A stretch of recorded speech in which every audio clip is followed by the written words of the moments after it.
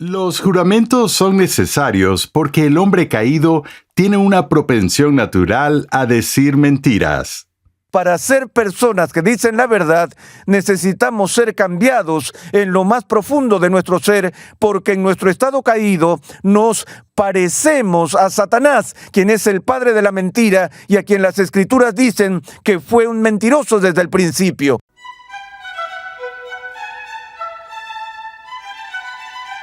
Los seres humanos incumplen sus promesas y se mienten a sí mismos, a sus cónyuges, a sus hijos, a sus iglesias, a sus amigos y, por increíble que parezca, incluso a Dios. Bienvenido nuevamente a Renovando tu Mente con el Dr. R.C. Sproul, mientras continuamos con la tercera entrega en una edificante serie de enseñanza de 6 lecciones que hemos titulado Juramentos y Votos. En esta serie, el Dr. Sproul examina la enseñanza bíblica sobre los juramentos y votos legítimos. Examina pasajes del Nuevo Testamento que parecen prohibir los juramentos y explica por qué nuestras promesas son importantes para Dios. Al demostrar que toda la Escritura afirma la validez de los juramentos y votos legítimos, el Dr. Sproul también nos llama a imitar a Dios cumpliendo nuestros juramentos.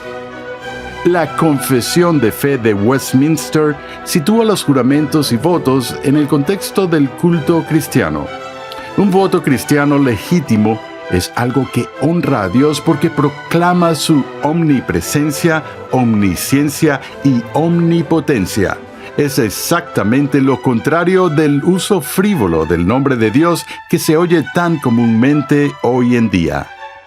Acompáñame al salón de clases a escuchar una vez más al Dr. R.C. Sproul mientras esboza y explica lo que la Confesión de Fe enseña con respecto a la naturaleza de los votos legítimos. Continuamos hoy con nuestro estudio de los juramentos y votos lícitos. Hemos estudiado el trasfondo del tema analizando en el Nuevo Testamento los preceptos de Santiago y de la enseñanza de Cristo sobre el Sermón del Monte, y he hecho referencia a la inclusión de una sección completa en el credo histórico de la teología reformada conocida como la Confesión de Fe de Westminster, en la que esa confesión tiene un capítulo entero, el capítulo 22, dedicado a este tema.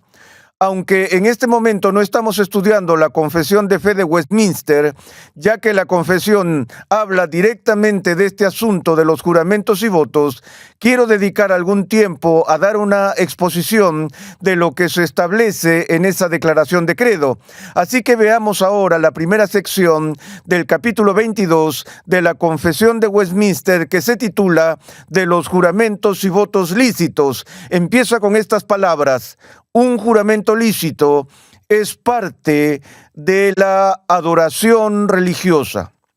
Antes de continuar, eso en sí mismo me parece algo sorprendente, algo extraño, porque cuando pensamos en la adoración, no pensamos en términos de votos, ¿verdad? Sin embargo, los votos tienen un papel importante en la adoración bíblica. La referencia bíblica que nos da la confesión es Deuteronomio, capítulo 10, versículo 20, donde tenemos este precepto del Señor. Temerás al Señor tu Dios, le servirás, te allegarás a Él y solo en su nombre jurarás. El contexto de la adoración va más allá de lo que se experimenta el domingo por la mañana en ese breve periodo de tiempo en el que tenemos adoración colectiva, sino que la adoración implica dar un sacrificio de alabanza, honor y reverencia a Dios. Por eso es importante para mí que la primera afirmación de la confesión con respecto a los juramentos y votos sea ponerla en el contexto de la adoración. Ya hemos visto que la preocupación que Jesús tenía en el Sermón del Monte cuando dijo: no juren de ninguna manera ni por la tierra, ni por el cielo, ni por el templo, era proteger a la gente de la idolatría. De nuevo, para refrescar la memoria, jurar por cualquier elemento de la tierra, cualquier criatura, es cometer un acto de idolatría, porque es atribuir a lo creado atributos que pertenecen a Dios y a Dios únicamente.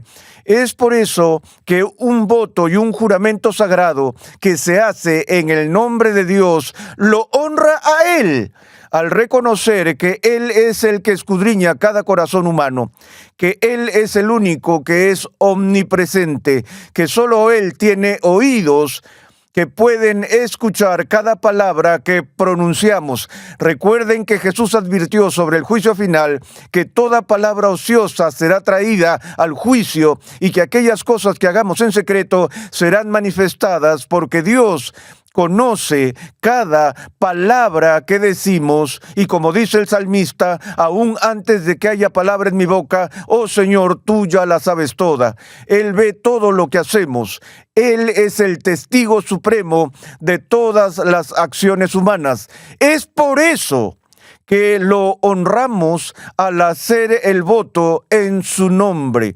Al hacer eso, estamos reconociendo su omnipresencia, estamos reconociendo su omnisciencia, estamos reconociendo su omnipotencia, que Él, como Señor de gloria, sabe qué es lo que estamos prometiendo, sabe qué es lo que estamos diciendo y tiene el poder de hacer cumplir esos votos que hacemos. Por tanto, se establece aquí que un juramento lícito es parte de la adoración religiosa y la confesión continúa diciendo, por medio de él, una persona en una ocasión justa, al jurar solemnemente, invoca a Dios como testigo de lo que afirma o promete y para que le juzgue según la verdad o falsedad de lo que jura. Mencioné al apóstol Pablo cuando escribe a los romanos y habla de su continua pasión por sus parientes según la carne de Israel, que hace un juramento, que jura que está diciendo la verdad y que no miente. De cierta forma está pidiendo a Dios que escuche su testimonio apostólico, diciendo, como Dios es mi testigo, lo que estoy diciendo aquí es la verdad. De modo que Dios se convierte en el árbitro para defender la verdad o falsedad de lo que se jura. La segunda sección del capítulo 22 continúa diciendo, las personas deben jurar únicamente por el nombre de Dios, el cual debe ser usado con toda reverencia y santo temor.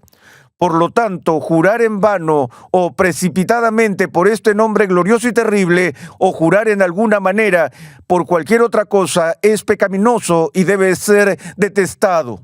Además, así como en asuntos de peso y de importancia, un juramento está autorizado por la palabra de Dios, tanto bajo el Nuevo Testamento como bajo el Antiguo, de modo que cuando una autoridad legítima demanda un juramento lícito para tales asuntos, dicho juramento deberá hacerse. Esta declaración confesional repudia el movimiento anabautista del siglo XVI, donde se negaron del todo a hacer votos. Y así eso se convirtió en un tema de controversia y debate público, aplicando las declaraciones de Santiago cuando dice, no juren por nada, antes bien sea el sí de ustedes sí y su no, no. Por eso se hizo necesario que los reformadores que estaban en contra de los anabautistas mostraran la evidencia bíblica donde había bases importantes establecidas en el Antiguo y Nuevo Testamento para un juramento o voto legítimo y lícito. Pero a lo que se referían estos preceptos en el Sermón del Monte y en Santiago, era un recordatorio de que solo el nombre de Dios debe ser usado al momento de hacer juramentos lícitos. También es importante que entendamos que en el corazón mismo de nuestra experiencia religiosa y de nuestro consuelo como cristianos está el voto. Recapitulemos, el punto de vista bíblico de la verdad es sagrado y el problema que tenemos como pecadores es que la Biblia dice que todos los hombres son mentirosos. Por eso son necesarios los juramentos. Reconocemos que las palabras de las personas no pueden tomarse simplemente al pie de la letra. Debido a nuestra condición caída, tenemos una propensión natural a decir falsedades. Y no somos por naturaleza de la verdad. Para ser personas que dicen la verdad, necesitamos ser cambiados en lo más profundo de nuestro ser, porque en nuestro estado caído nos parecemos a Satanás, quien es el padre de la mentira y a quien las Escrituras dicen que fue un mentiroso desde el principio. En otras palabras, la primera mentira que encontramos en las Escrituras viene de los labios de la serpiente en el Edén, que viene a Eva y contradice lo que Dios había dicho. Dios dijo que si comían del fruto prohibido, ciertamente morirían, y la serpiente viene y dice, ciertamente no morirán, sino que serán como Dios. Así introdujo Satanás la falsedad en el paraíso. Y vemos esa referencia que se hace más adelante de que Él es el padre de la mentira y que ha sido un mentiroso desde el principio. Pero la diferencia fundamental entre Dios y el hombre es que Dios nunca miente y que Dios nunca quebranta su palabra. Él es un guardador del pacto, mientras que la historia de la humanidad es la historia de la ruptura del pacto. Y todos los seres humanos viven en un pacto con Dios. Este es un punto que a menudo se pasa por alto. Entendemos que en la comunidad cristiana celebramos el nuevo pacto que Cristo instituyó en el aposento alto y estamos familiarizados con el antiguo pacto que Dios había hecho con Israel, y por lo tanto la religión judía es consciente de su historia de una relación de pacto con Dios, así como la iglesia cristiana es consciente de su historia de una relación de pacto con Dios. Pero dije hace un momento que todas las personas están en un pacto con Dios. Debes estar pensando, pero no todo el mundo es judío y no todo el mundo es cristiano. Hay todo tipo de personas en este planeta que no están incluidas ni en el judaísmo ni en el cristianismo. Entonces, ¿en qué sentido todas las personas están relacionadas con Dios a través de un pacto? Bueno, cuando Dios creó a la humanidad, entró en una relación de pacto con nuestros primeros padres, con Adán y Eva. Y ese pacto que Dios hizo con Adán y Eva no fue un pacto simplemente con dos individuos, sino que por extensión, a través de ellos, lo hizo con toda su progenie, todos sus descendientes. Entonces, en ese momento, Dios entra en una relación de pacto con toda la raza humana. Y entonces, si eres un ser humano, estás en una relación de pacto con Dios. Esa relación puede ser negativa. Es decir, puede ser que lo que tu relación con Dios es que eres un transgresor del pacto, que estás en violación de la ley de Dios que Él dio en la creación. Pero si optas por salirte de esa relación de pacto, rompiéndola o violándola, aún así no escapas de ella. Puedes negar la existencia de Dios, puedes ser indiferente a Él, incluso si Él lo es, pero nada de eso te librará de esta relación en la que eres un transgresor del pacto. De hecho, toda la historia de la redención es Dios acercándose para redimir a una humanidad caída que es culpable de violar los términos de la creación original. Es por eso que todo este asunto del pacto y la promesa del pacto es tan importante, y la base misma de nuestra esperanza como cristianos descansa en la promesa de Dios. Recuerden en Génesis capítulo 15, cuando Dios le hace una promesa a Abraham, y a Abraham se le prometen descendientes. Abraham se siente abrumado por esta promesa y le dice a Dios, ¿cómo puedo saberlo con certeza? Dios escucha la lucha de Abraham. Ahora escuchen esto. Dios le acaba de decir a Abraham que iba a hacer algo. Dios le acaba de hacer una promesa a Abraham. Y Abraham dice, ¿cómo puedo saberlo con certeza? Es un milagro que Dios no lo matara en ese momento. Porque, ¿qué hizo Abraham cuando le dijo a Dios, ¿cómo puedo saberlo con certeza? Esto es lo que hizo, señoras y señores. Le atribuyó a Dios mismo la misma falta de confiabilidad que Abraham encontraba entre sus semejantes. Él estaba tratando de exigirle a Dios un voto o un juramento, lo cual nunca debe ser necesario, porque el sí de Dios siempre significa sí, y el no de Dios siempre significa no, y Dios nunca en toda la eternidad ha roto una promesa. Pero debido a que estamos tan acostumbrados a romper promesas unos con otros, necesitamos que alguien vaya más allá de simplemente decir lo haré, o sí, o no, y lo selle con un juramento. Abraham le pidió a Dios que hiciera lo mismo, pero en lugar de matarlo, ¿qué hace Dios? Él es condescendiente con la debilidad de Abraham y hace que este sueño profundo caiga sobre Abraham y hace que Abraham corte estos animales por la mitad y tiene esta visión nocturna en la que Abraham ve un horno humeante yendo entre las partes de los cadáveres que él había cortado en pedazos. La importancia de eso, nos dice el autor de Hebreos, es que Dios pasa por este rito de corte en el que le dice a Abraham, Abraham, si no cumplo mi promesa, que yo sea como estos animales que has cortado por la mitad, estoy poniendo mi misma deidad en juego. No puedo jurar por los cielos, no puedo jurar por la tierra, te prometo por el nombre de Dios que cumpliré mi palabra. ¿No es extraño? Dios está diciendo, estoy prometiendo, y que Dios me ayude, que yo me ayude a mí mismo. ¿Lo ven? Él está diciendo, yo estoy jurando por mi propia deidad, por mi propio carácter, porque no hay nada más elevado por lo cual Dios pueda jurar. Él pone su propia integridad en juego para respaldar sus promesas. He dicho más de una vez que si alguna vez estuviera encerrado en confinamiento solitario y solo tuviera un versículo de la Escritura, yo querría ese versículo en Génesis 15, donde Dios jura por sí mismo, porque nuestra falta de fe hace lo mismo que Abraham hizo. A veces nos preguntamos, ¿realmente cumplirá Dios su promesa?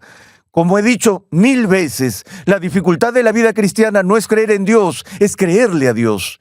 Es confiar en Él y descansar en su palabra. Les recuerdo que la primera tentación, la primera prueba de fe que fue traída a la raza humana, fue traída por la serpiente con la pregunta aparentemente inocua: ¿acaso dijo Dios eso? ¿Dijo Dios eso? Planteando preguntas sobre la fidelidad de Dios para hacer lo que dijo que haría. Eso es fundamental para la lucha que todo cristiano tiene en su peregrinación de fe. ¿Realmente confiamos en Dios? Debido a nuestra debilidad, no debido a un pobre historial de su parte, Dios condesciende a jurarnos sus promesas por medio de un juramento y voto sagrado, donde se compromete en todo su ser a la veracidad de lo que jura. En la sección 2 se nos dice que cuando juramos por el nombre de Dios, debemos jurar usando este nombre con santo temor y reverencia. Por lo tanto, jurar vana o temerariamente por ese nombre glorioso y terrible, o jurar por lo que sea, es pecaminoso y debe ser detestado. Hay una palabra aquí en esta sección que me salta a la vista mientras la leo. Es una palabra que evoca intensa emoción y pasión, y es la palabra detestado. Los teólogos de Westminster no están diciendo simplemente que debemos tener cuidado de no entrar irreverentemente en promesas hechas en el nombre de Dios precipitadamente o indiferentemente, o jurar por algo que sea menos que Dios. Lejos esté de nosotros hacer algo así. No se trata simplemente de que debamos evitar ese tipo de juramento, sino que debemos detestarlo. Deberíamos pensar que tales actos son detestables, que sería lo último que se nos ocurriría hacer. Y sin embargo, un examen superficial del comportamiento diario, e incluso de los que profesan ser cristianos, muchos de los cuales son devotos, revelará que esta ley de Dios es violada sistemáticamente cuando usamos frívolamente el nombre de Dios. Aquí está el segundo aspecto del mandamiento que prohíbe tomar el nombre de Dios en vano. Dije que la primera incidencia tiene que ver con un voto falso en su nombre, pero también con usar su nombre de una manera frívola. Es decir, incluso no me gusta decirlo, pero no sé cuántas veces al día escucho a la gente decir casualmente la palabra Dios, oh por Dios, o Dios mío, o simplemente Dios. La palabra sale de sus labios sin que obviamente piensen en lo que están diciendo. Es un tipo de expresión irreflexiva. Y sin embargo, esta falta de temor y reverencia santa por el nombre santo de Dios debe ser detestada. Es preferible estar muertos antes que involucrarnos en el uso del nombre de Dios de una manera tan despreocupada. No solo con respecto a los votos y juramentos, sino con respecto al uso de su nombre del todo. Una vez más, si abaratamos su nombre en una conversación casual, también abaratamos cualquier voto que se haga apelando a él.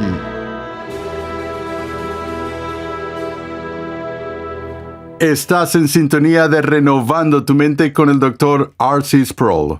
Nos alegra que te hayas unido a nosotros. En un momento regresamos con el Dr. Sproul para concluir esta lección, pero antes te invitamos a visitar nuestra página web renovandotumente.org, donde podrás solicitar gratuitamente la guía de estudio de esta serie. Escucha 5 minutos en la historia de la Iglesia con Steve Nichols. Este podcast semanal ofrece una mirada informal e informativa a la historia de la Iglesia. Acompáñanos cada semana mientras hacemos una breve pausa en el presente para explorar el pasado. Viaja en el tiempo mientras observamos a las personas, los acontecimientos e incluso los lugares que han dado forma a la historia del cristianismo. 5 minutos en la historia de la Iglesia está disponible en todas las plataformas de podcast.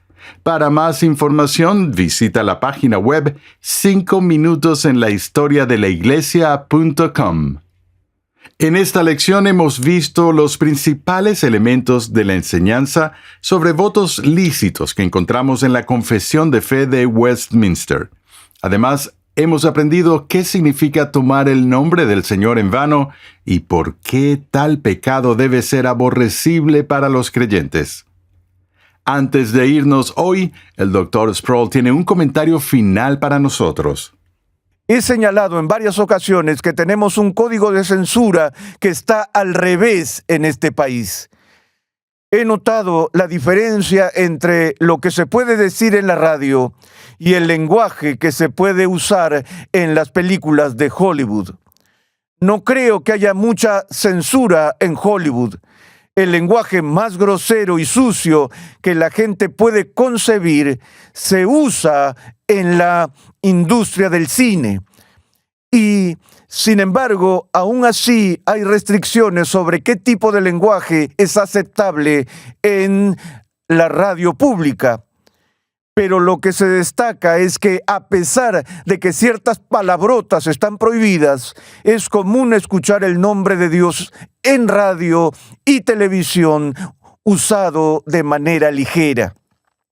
Es por eso que digo que vivimos en un mundo que está al revés, porque es un asunto mucho más serio usar el nombre de Dios con menos que reverencia y temor santo que usar la expresión más sucia que uno pueda imaginar. Nada es más malvado que degradar y rebajar el nombre de Dios. Y sin embargo, eso es perfectamente permisible en nuestra cultura, en la televisión pública y en la radio. Cuando una persona hace un juramento o un voto apelando al nombre de Dios, esa persona está poniendo el valor del nombre de Dios en esa promesa. Basta un momento para darnos cuenta de lo temible que es cuando hacemos tales votos. Considerando esto, en el siguiente episodio de Renovando tu Mente, el Dr. Sproul explica lo que está en juego cuando hacemos un voto. Si tomamos en serio la santidad de un juramento y la santidad de un voto, lo que seguiría automáticamente es que deberíamos tener muy en cuenta lo que estamos jurando y aquello que estamos jurando antes de comprometernos. Pero mientras tengamos un concepto bajo de la santidad de los juramentos y de los votos, entonces no hay razón para preocuparse tanto por lo que estamos prometiendo y a quién le estamos haciendo los votos. Renovando tu Mente es una producción de los Ministerios Ligonier, la confraternidad de enseñanza fundada por el Dr. R.C. Sproul. Nuestra misión, pasión y propósito es ayudar a las personas a crecer en su conocimiento de Dios y su santidad. Nuestra programación es posible gracias al generoso apoyo en oración y financiero de cristianos alrededor del mundo. Para hacer tu donación, por favor visita nuestra página web renovandotumente.org. Te invitamos a escuchar nuestro siguiente episodio y a unirte a nuestra gran comunidad virtual en las redes sociales.